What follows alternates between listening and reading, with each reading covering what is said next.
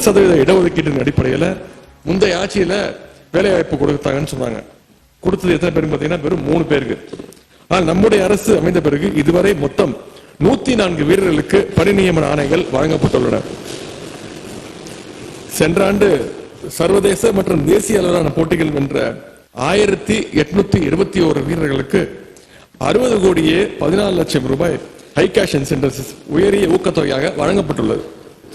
தமிழ்நாட்டு வீரர்களுடைய சாதனைகள்.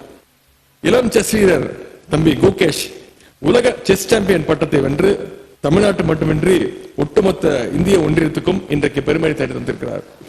அதேபோல் மதுரையைச் சேர்ந்த கிரிக்கெட் வீராங்கனை தங்கை கமலினி இந்திய மகளிர் கிரிக்கெட் அணியில் இடம்பெற்றுள்ளார்.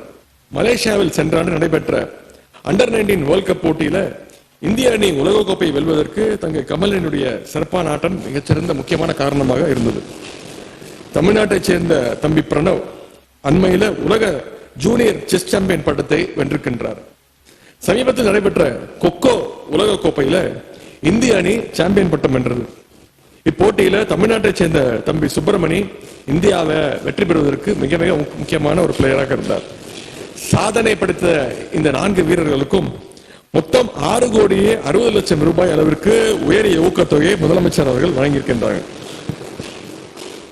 அதே போல சில தினங்களுக்கு முன்பு டெல்லியில் நடைபெற்ற கேலோ இந்தியா பாரா கேம்ஸ் 2025 தமிழ்நாட்டு வீரர்கள் முதன்முறையாக ஒட்டுமொத்தமாக அந்த பாயிண்ட்ஸ் டாலியில இந்திய அளவில் 2ஆம் இடத்தை பிடித்து சாதனை படைச்சிருக்கிறாங்க.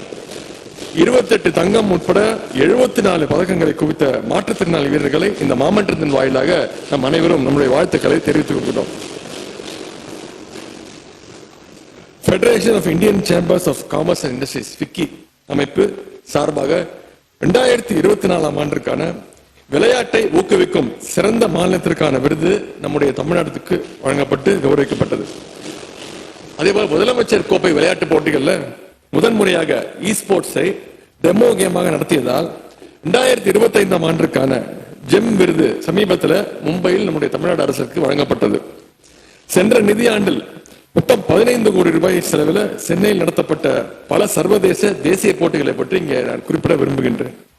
சென்னை செஸ் கிராண்ட் மாஸ்டர்ஸ் 2024 தெற்காசிய இளையோர் தடகள போட்டிகள், சவுத் ஏசியன் யூத் கேம்ஸ், 76வது தேசிய டிராக் சைக்கிளிங் சாம்பியன்ஷிப் போட்டி, Chennai open ATP challenger 100, Asian triathlon 2025, world table tennis star contenders, 23rd national para athletic championship 2025 ஆகியவை சென்னையில் நடத்தப்பட்டுள்ளன. 23rd நேஷனல் பாரா அத்லெட்டிக் சாம்பியன்ஷிப்ஸ்ல தமிழ்நாட்டு வீரர்கள் 47 பதக்கங்களை குவித்து ஒட்டுமொத்த புள்ளிப்பட்டியலில் 2ஆம் இடத்தை பிடித்து சாதனை படைச்சிருக்கிறாங்க. தெற்காசியாவிலேயே முதன்முறையாக நைட் ஸ்ட்ரீட் சர்க்கியூட் கார் பந்தயம் சென்னையில் கடந்த ஆண்டு நடத்தப்பட்டது. இந்த போட்டியை ஏன் நடத்துறீங்கன்னு பல்வேறு விமர்சனங்கள் வந்தது. வீண் செலவு என்று சொன்னாங்க. சிலர் நீதிமன்றத்துக்கெல்லாம் கூட சென்றாங்க. இன்னும் சொல்ல போனா போட்டி நடைபெறுகின்ற அந்த நேரத்தில் பலர் டிவி பேட்டியெல்லாம் கொடுத்தாங்க. கார் கூவத்தில் விழுந்தா என்ன பண்ணுவீங்க அப்படின்னு சில பேர் கேட்டாங்க. அப்புறம் கார் கேலரிக்குள்ள போயிடுச்சுன்னா உட்காந்துருக்கவங்க கேலரிக்குள்ள பூந்துச்சுன்னா என்ன ஆகும்னு பொதுமக்கள்கிட்ட குழப்பத்தை உண்டாக்குனாங்க. ஆனா யார் யாரெல்லாம் இந்த போட்டியை விமர்சிச்சாங்களோ அவங்களே பாராட்டுற அளவுக்கு சென்னை ஃபார்முலா 4 பந்தயத்தை சிறப்பாக நடத்தி காட்டினோம். 2 நாட்கள்ல மட்டும் சுமார் 12,000 பேர் நேர்ல அந்த கேலரியில உட்காந்து டிக்கெட் வாங்கி அந்த நேர்ல இந்த போட்டியை ரசிச்சாங்க. இதற்கு சென்னை மக்கள் மிகப்பெரிய ஆதரவை தெரிவிச்சாங்க. இந்த போட்டியில 15 நாடுகள்ல இருந்து 40 கார் பந்தய வீரர்கள் பங்கேற்றாங்க. ஒரு புறம் வழக்கமான போக்குவரத்து, இன்னொரு புறம் கார் பந்தயம் என தீவுத்திடலை சுற்றி நடந்த இந்த கார் பந்தயம் ஒட்டுமொத்த உலகத்தையே திரும்பி பார்க்க வைத்தது. இந்த போட்டியை நாம் நடத்தி காட்டிய விதம் எந்த மாதிரியான சவாலான போட்டிகளையும் நம்மால் எளிதில் நடத்த முடியும், அதற்கான ஆற்றல் நம்மிடம் இருக்கிறது என்பதற்கு இது ஒரு சான்றாகும். தமிழ்நாடு வீரர்களுடைய திறமைக்கு பொருளாதாரம் ஒரு தடையாக இருக்கக்கூடாது என்று முதலமைச்சர் அவர்கள் கடந்த 2023ஆம் ஆண்டு தமிழ்நாடு சாம்பியன்ஸ் அறக்கட்டளை திட்டத்தை தொடங்கி வச்சாங்க. தமிழ்நாடு சாம்பியன்ஸ் அறக்கட்டளைக்கு இதுவரை 28 கோடி ரூபாய் நன்கொடையாக பெறப்பட்டுள்ளது. கடந்த ஓராண்டில் மட்டும் வீரர்களுடைய தேவை அடிப்படையில் 16 கோடியே 56 லட்சம் ரூபாய் நிதி உதவி வழங்கப்பட்டுள்ளது. நிதி உதவி பெற்ற வீரர்கள் சர்வதேச அளவிலான விளையாட்டு போட்டிகளில் மொத்தம் 100 பதக்கங்களை வென்று தமிழ்நாட்டிற்கும் இந்திய ஒன்றியத்திற்கும் இன்றைக்கு பெருமை தேடி தந்திருக்கிறாங்க. தமிழ்நாடு சாம்பியன்ஸ் ஃபவுண்டேஷன் எந்த அளவுக்கு நம்முடைய வீரருடைய வாழ்வை மாற்றுகிறது என்பதற்கு ஒரு சிறிய உதாரணத்தை கூற விரும்புகின்றேன். வடசென்னையை சேர்ந்த கேரம் வீராங்கனை தங்கை காசிமா, அவருடைய தந்தை ஒரு ஆட்டோ ஓட்டுநராக இருக்கின்றார். அமெரிக்காவில் நடைபெற்ற உலகக்கோப்பை கேரம் போட்டியில் பங்கேற்கின்ற வாய்ப்பு அவருக்கு கிடைச்சது. ஆனால் அவருக்கு அதுக்கான பயணத்திற்கும் தங்குவதற்கும் பயிற்சிக்குமான செலவிற்கு நிதி உதவி இல்லை. இது பற்றி நம்முடைய துறைக்கு தங்கை காசிமா அவர்கள் உலகக்கோப்பையை வென்று தமிழ்நாடு திரும்பினார். உடனடியாக நம்முடைய முதலமைச்சர் அவர்கள் அவரை பாராட்டி 1 கோடி ரூபாயை ஹை கேஷ் இன்சென்டிவ்ஸாக உடனே வழங்கினார். இதுபோல நூற்றுக்கணக்கான காசிமாக்கள் உருவாக நம்முடைய தமிழ்நாடு சாம்பியன்ஸ் அறக்கட்டளை தொடர்ந்து துணை நிற்கும். ஆகவே மாண்புமிகு சட்டமன்ற உறுப்பினர்கள் தங்களுடைய தொகுதியில் விளையாட்டு வீரர்கள் யாருக்காவது போட்டிகளில் பங்கேற்க நிதி உதவி தேவைப்பட்டால் அவர்களை www.tamilnadu.champions.sdat.in என்ற அந்த இணையதளத்தில் தயவு செய்து விண்ணப்பிக்க சொல்லுங்கள். நிச்சயம் அவருடைய திறமைக்கு ஏற்ப நிதி உதவி அளிக்கப்படும் என்பதை தெரிவித்துக் கொள்ள விரும்புகின்றேன்.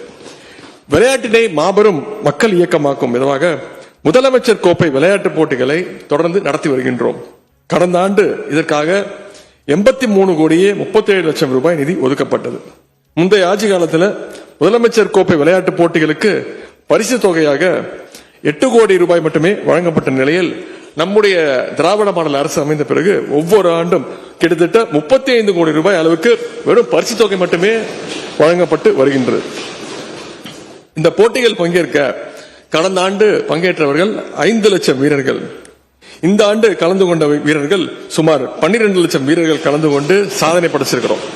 எனவே இது திட்டத்திற்கான வெற்றி என்பதை இங்கே இதுவே என்பதை குறிப்பிட விரும்புகின்றேன். அதேபோல் பாரா விளையாட்டுகளை ஊக்குவிக்கும் வகையில் நாட்டிலேயே முதன்முறையாக சென்னை, திருச்சி, மதுரை, சேலம், கடலூர் மற்றும் திருநெல்வேலி என 6 மாவட்டங்களில் பாரா ஸ்போர்ட்ஸ் அரேனா அமைக்கப்படும் என்று அறிவிக்கப்பட்டது. அதற்காக மொத்தம் 5 கோடி ரூபாய் நிதியும் ஒதுக்கப்பட்டுள்ளது. இந்த பாரா விளையாட்டு மைதானங்களுக்கான பணிகள் இன்னும் 3 மாதங்கள்ல முடிவுற்று மக்கள் பயன்பாட்டிற்கு வர உள்ளன என்பதையும் இங்கே தெரிவித்துக் கொள்ள விரும்புகின்றேன். நம்முடைய மாண்புமிகு சட்டமன்ற உறுப்பினர் அண்ணன் ரவி அவர்கள் நேற்று பேசும்போது புதிய விடுதிகள் திறக்கப்படவில்லை என்றும் விடுதிகள் ஹாஸ்டல்ஸ், ஸ்போர்ட்ஸ் ஹாஸ்டல்ஸ் மாணவர்களுடைய எண்ணிக்கை குறைவதாகவும் ஒரு கருத்தை கூறியிருந்தார்.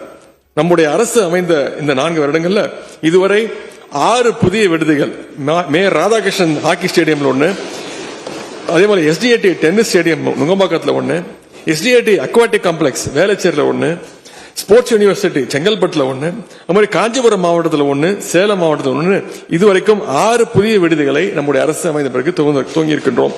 தற்பொழுது 40 ஹாஸ்டல்ஸ் உள்ள நிலையில் வரும் ஆண்டுல புதிய விடுதிகளையும் திறக்க உள்ளோம். மேலும் விடுதி மாணவர்களுக்கான அந்த உணவுப்படியை நாள் ஒன்றுக்கு ரூபாய் ஒவ்வொருவருக்கும் 250 ரூபாய் இருந்ததை நம்முடைய அரசு சென்ற வருடம் 350 ரூபாயாக உயர்த்தி கொடுத்தது. அதேபோல 4 ஆண்டுகள்ல நம்முடைய அரசு, நம்முடைய துறை எடுத்த முயற்சியால மாணவர்களுடைய எண்ணிக்கை, ஹாஸ்டலில் இருக்கக்கூடிய மாணவர்களுடைய எண்ணிக்கை 2300 இன்றைக்கு 2600 உயர்ந்துள்ளது என்பதை இங்கு தெரிவிக்க நான் கடமைப்பட்டிருக்கிறேன். விளையாட்டு கட்டமைப்பை தமிழ்நாடெங்கும் பரவலாக்கம் செய்திட சட்டமன்ற தொகுதிகள் தோறும் மினி ஸ்டேடியம் அமைக்கப்படும் என்று நாம் அறிவித்திருந்தோம். முதல் கட்டமாக 9 சட்டமன்ற தொகுதிகள் நிலம் தேர்வு செய்யப்பட்டு சேப்பாக்கம், திருவல்லிக்கேணி, சோழவந்தான், திருவைகுண்டம், காரைக்குடி ஆகிய தொகுதிகளில் மினி ஸ்டேடியம் கட்டி முடிவுக்கப்பட்டு ஏற்கனவே திறந்து வைக்கப்பட்டுள்ளது.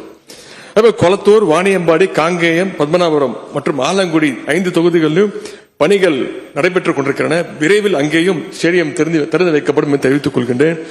சென்ற ஆண்டு 22 சட்டமன்ற தொகுதிகளில் மினி ஸ்டேடியம் அமைக்கப்படும் என்று சட்டப்பேரவை அறிவித்திருந்தோம்.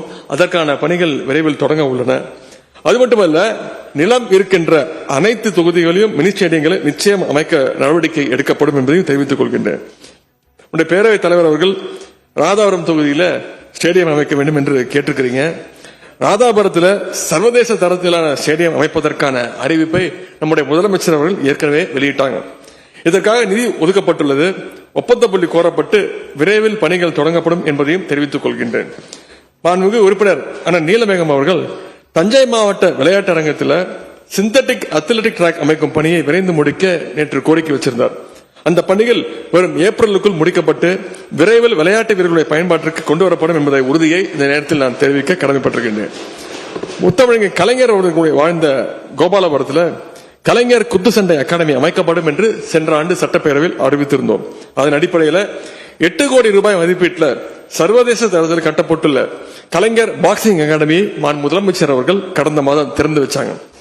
முத்தமிழர் கலைஞருடைய நூற்றாண்டை முன்னிட்டு தமிழ்நாட்டில் உள்ள 12,525 கிராம ஊராட்சிகளுக்கும் கலைஞர் ஸ்போர்ட்ஸ் கிட்ஸ் வழங்குவோம் என்று சட்டப்பேரவையில் அறிவித்திருந்தோம். கடந்த ஆட்சியில வெறும் 4 விளையாட்டுகளுக்கான ஸ்போர்ட்ஸ் கிட் தான் கொடுக்கப்பட்டது. அந்த நிலையில கலைஞர் ஸ்போர்ட்ஸ் கிட் திட்டத்தின் கீழ் 10 வகையான விளையாட்டுகளுக்கு தேவையான 33 ஸ்போர்ட்ஸ் கிட்டை நாம் தொடர்ந்து வழங்கி இருக்கின்றோம். சட்டப்பேரவையில் துணை முதலமைச்சர் உதயநிதி ஸ்டாலின் பேசிய காட்சிகளை பார்த்தோம்.